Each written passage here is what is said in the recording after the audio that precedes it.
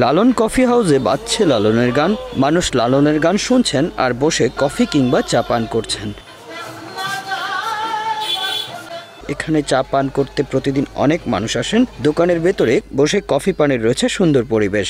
একবার যারা কফি পান করেন কিংবা চা পান করতে এখানে আসেন তারা বারবার আসেন। আগতরা জানান লালনের গানের সাথে কফি পান করতে ভালো লাগে তাদের। এখানে আসলে সবসময় লালনের গান বাজে এবং এনার এখানে লোকজন নিয়ে এসে বসার মতো মনোরম পরিবেশ আছে।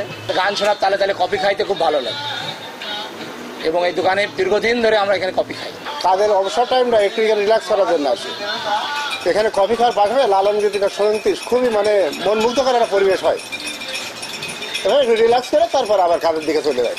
লালনের গান পছন্দ লাগে, তাই এখানে লালনের গান বাজানো হয়, ব্যান্ড সঙ্গীত বাজানো হয় না। তাই আমরা এখানে আসি, পরিবেশটা অনেক চমৎকার।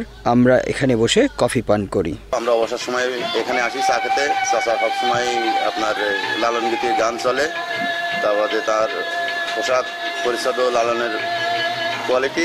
ব্যান্ড সঙ্গীত যেটা বলে সেটা এখানে চলে না।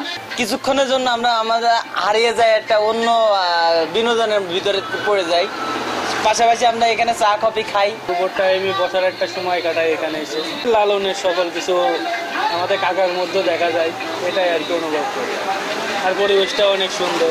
আব্দুল হামিদের বাড়ি চৌগাছা বাজারের পাশে বাগপাড়ায়। একসময় ইলেকট্রিক মেকানিকের কাজ করতেন তিনি। সে সময় কাজের ফাঁকে ফাঁকে লালনের গান শুনতেন। পরে যখন ইলেকট্রিকের কাজ ছেড়ে চায়ের দোকান দিলেন, তখন নাম দিলেন লালন কফি হাউস।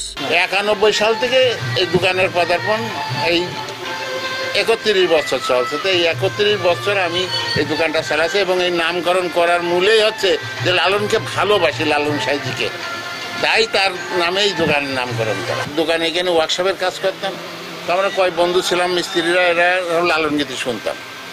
শুনতে শুনতে যখন 91 সালে আমি কাজ বাদ দিয়ে স্টল করলাম, তখন সবাই মতামত দিল যে এতদিন আমরা লালনের গান শুনছি, তার প্রতি একটা আসক্ত, তাকে ভালোবাসি, তাহলে ওনার নামেই নামকরণ করতে হবে।